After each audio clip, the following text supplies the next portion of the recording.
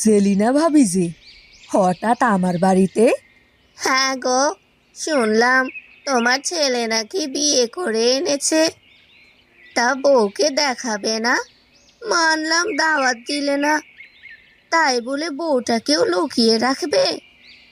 ইয়ে মানে আসলে ভাবি, সব কিছু এত তাড়াতাড়ি হয়ে গেল, তাই কিছুই জানাতে পারিনি।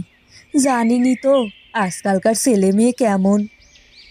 হ্যাঁ গো, সে আর বলতে। যাকগে, নতুন বৌমা কোথায়?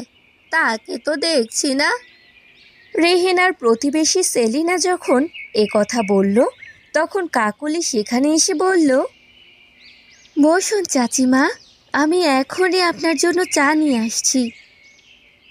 এ আবার কে গো রেহেনা?